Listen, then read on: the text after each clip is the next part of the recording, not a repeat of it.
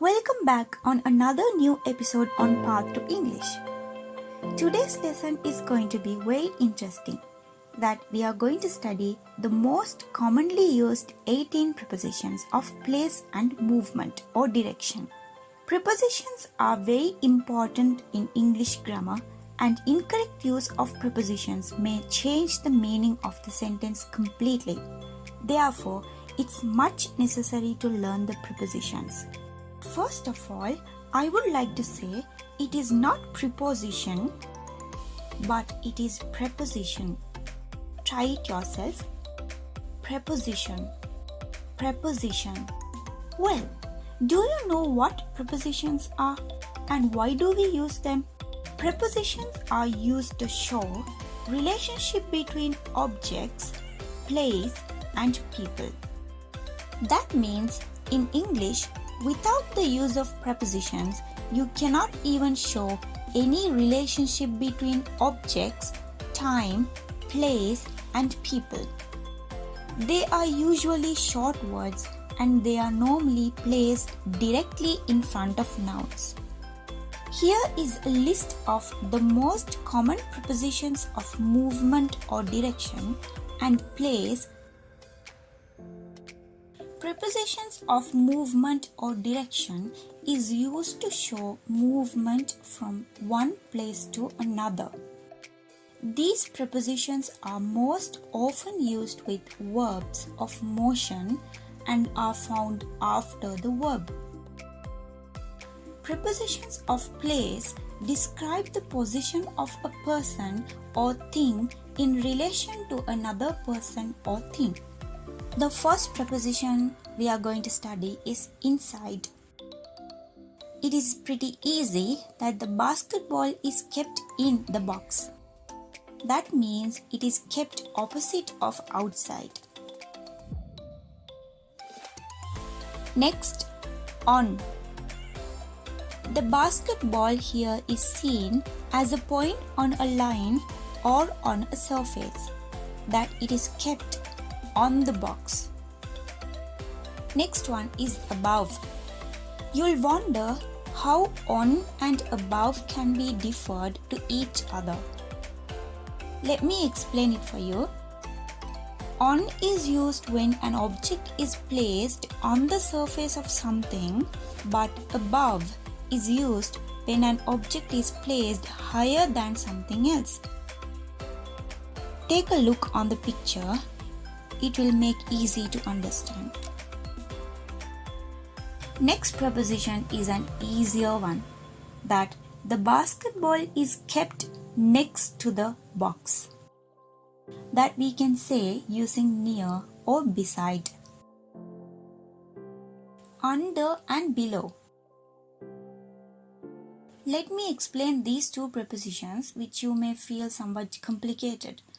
Both these prepositions used to talk about when something is less or lower than something else. Under is used when someone or something stands below a three-dimensional objects like under a tree, under a table, or under a chair. But when something is kept down to something else, as you can see in the picture, not directly lower or less than something else, we call it below. Next two prepositions are obviously opposite to each other. That the first one is into, which indicates the movement to an enclosed space that resulting in physical contact, and out of indicates the enclosed space where a movement begins. As you can see in the picture, putting the basketball into the box and then taking the basketball out of the box.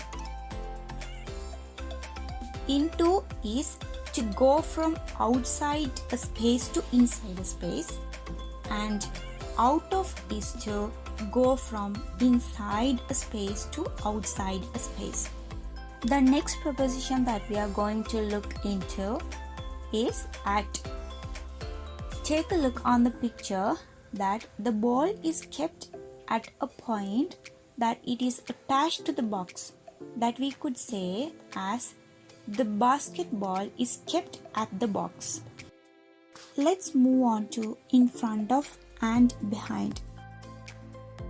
These two are again opposite to one another, that if someone or something is in front of a particular thing, they are facing it, ahead of it, or close to the front part of it. For an instance, the basketball is kept in front to the box. And behind is when someone or something is placed or stood at the back of something else, as in the basketball is behind the box. Around is used for the movement passing something in a curved road, not going through it.